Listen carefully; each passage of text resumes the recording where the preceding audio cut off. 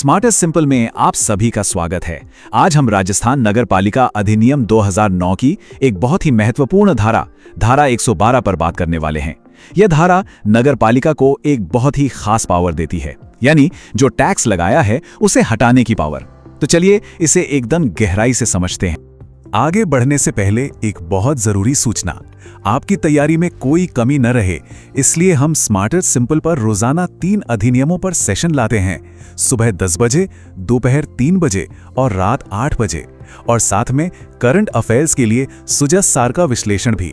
तो अपनी तैयारी को एक रूटीन देने के लिए हमारे साथ जुड़े रहिए।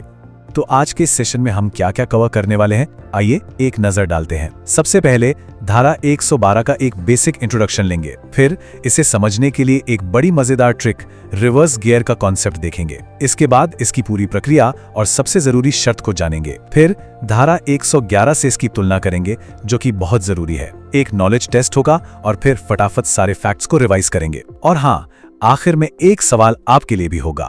तो चलिए शुरू करते हैं। हमारा पहला टॉपिक है धारा 112 का परिचय। देखिए, इसका जो टाइटल है वो ही अपने आप में काफी कुछ बता देता है। कर को स्थगित या समाप्त करने की नगर पालिका की शक्ति। तो आखिर ये धारा है क्या? बिल्कुल आसान भाषा में समझिए, धारा 112 नगर पालिका को ये पावर देती है कि वो अपने लगाए हुए किसी भी टैक्स को या तो कुछ समय के लिए रोक दे, जिसे हम कहते हैं स्थगित करना, या फिर उसे परमानेंटली हमेशा के लिए खत्म कर दे, जिसे कहते हैं समाप्त करना। लेकिन इसमें एक बहुत बड़ा लेकिन है, और वो ये कि ये सब कुछ सिर्फ और सिर्फ राज्य सरकार की पहले से ली गई मंजूरी यानी प्रायर अप्रूवल के बाद ही हो सकता है। चलिए अब इस धारा को हमेशा के लिए याद रखने की सबसे आसान ट्रिक पर आते हैं। इसे समझने के लिए हम एक बहुत ही सिंपल और बहुत ही पावरफुल एनालॉजी का इस्तेमाल करेंगे, और वो है नगर पालिका का रिवर्स गियर। इस पूरी धारा को बस एक कॉन्सेप्ट से समझा जा सकता है, रिवर्स गियर। जरा सोचिए, धारा 102 और 103 नगर पालिका को टैक्स लगाने का फॉरवर्ड गियर देती हैं, मतलब गाड़ी आगे बढ़ाने का अधिकार। तो फिर टैक्स हटाने के लिए क्या? यहीं पर काम आती है धारा 112। ये नगर पालिका को रिवर्स गियर या बैक गियर लगाने का अधिकार देती है, जिससे वो लगाए गए टैक्स को वापस ले सके। सिंपल। ठीक है, ये तो समझ आ गया कि ये धारा है क्या, लेकिन सवाल ये है कि ये काम कैसे करती है, इसकी प्रोसेस क्या है, और वो कौन सी एक शर्त है जिसके बिना ये पावर 0 है। चलिए अगले सेक्शन में इसे ही डिटेल में देखते हैं। इसकी प्रक्रिया के 3 एकदम सीधे सरल स्टेप्स हैं। स्टेप 1, पहल हमेशा नगर पालिका करेगी। वो अपनी मीटिंग में एक रेजोल्यूशन, एक प्रस्ताव पास करेगी कि भाई इस टैक्स को हटाना है या रोकना है। स्टेप 2, इस प्रस्ताव को राज्य सरकार के पास भेजा जाएगा अप्रूवल के लिए। और स्टेप 3, जब राज्य सरकार हरी झंडी दे देगी, अपनी मंजूरी दे देगी, बस तभी जाकर वो फैसला लागू होगा। मतलब शुरुआत नगर पालिका करेगी, लेकिन फाइनल मोहर तो सरकार की ही लगेगी। तो इस पूरी धारा का सबसे जरूरी पॉइंट, जिसे एग्जाम के लिए बिल्कुल रट लेना है, वो यही है, राज्य सरकार का पूर्व अनुमोदन अनिवार्य है। इसके बिना नगर पालिका किसी भी टैक्स को ना तो सस्पेंड कर सकती है और ना ही खत्म कर सकती है। ये इस धारा का दिल है, सबसे जरूरी हिस्सा है। चलिए अब उस हिस्से की तरफ बढ़ते हैं जहां से एग्जाम में अक्सर कंफ्यूजिंग सवाल बनते हैं। हम धारा 112 की तुलना करेंगे धारा 111 से, क्योंकि देखिए दोनों ही कर हटाने से जुड़ी हैं, लेकिन दोनों में जमीन आसमान का फर्क है, और ये फर्क समझना बहुत जरूरी है। ये टेबल देखिए, दोनों धाराओं के बीच का सारा कंफ्यूजन यहीं दूर हो जाएगा। पहला पॉइंट है, पहल कौन करता है। धारा 112 में, जैसा हमने अभी पढ़ा, पहल नगर पालिका करती है, लेकिन धारा 111 में कहानी बिल्कुल उल्टी है, वहां पहल राज्य सरकार करती है। दूसरा, पावर का नेचर क्या है। 112 में नगर पालिका अनुमोदन लेकर टैक्स हटाती है, एक तरह से रिक्वेस्ट करके, जबकि 111 में राज्य सरकार सीधे आदेश देती है, ऑर्डर देकर टैक्स हटवाती है। और तीसरा, मेन एक्टर कौन है।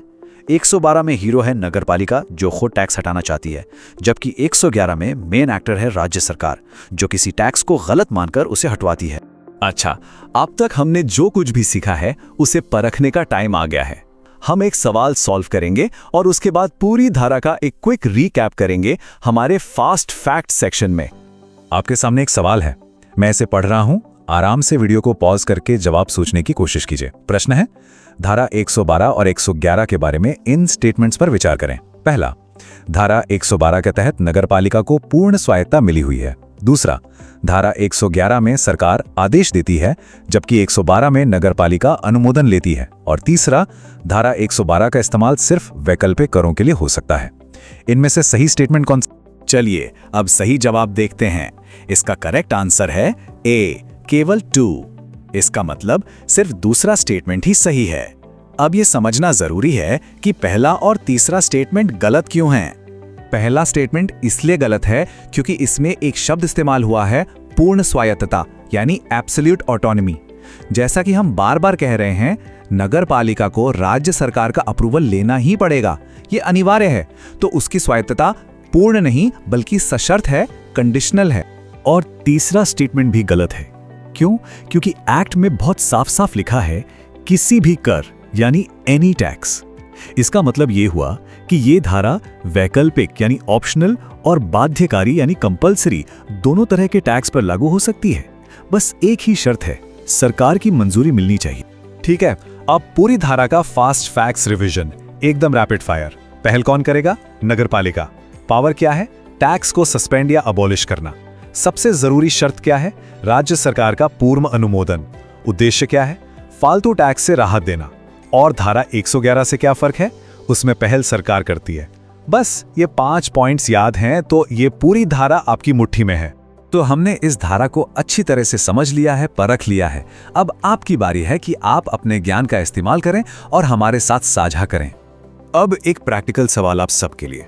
सोचिए, अगर किसी नगरपालिका में जनता विज्ञापन कर का बहुत ज्यादा विरोध कर रही है और नगरपालिका उसे हटाना चाहती है, तो धारा 112 के हिसाब से उसे सबसे पहला कदम क्या उठाना होगा? इसका जवाब नीचे कमेंट सेक्शन में जरूर लिखिएगा। इससे आपका कॉन्सेप्ट और भी पक्का हो जाएगा। अगर आपको ये डिटेल्ड एक्सप्लेनेशन पसंद आया हो और कॉन्सेप्ट एकदम क्लियर हो गया हो, तो इस मेहनत के लिए एक लाइक जरूर कीजिएगा। और अगर आपके कोई दोस्त या परिवार के सदस्य भी ईओ या आरओ परीक्षा की तैयारी कर रहे हैं, तो उनके साथ ये जानकारी जरूर शेयर करें। नॉलेज बांटने से ही बढ़ता है। ऐसे ही और डिटेल्ड एनालिसिस के लिए स्मार्टेस्ट सिंपल चैनल को सब्सक्राइब करना बिल्कुल मत भूलिएगा और नोटिफिकेशन बेल भी दबा दीजिए ताकि कोई भी जरूरी क्लास मिस ना हो। इस एक्ट की अगली धारा को समझने के लिए हमारी चैनल की प्लेलिस्ट जरूर देखें। हमने सभी धाराओं को एक क्रम में समझाया है। देखने के लिए बहुत बहुत धन्यवाद। मिलते हैं अगले सेशन में।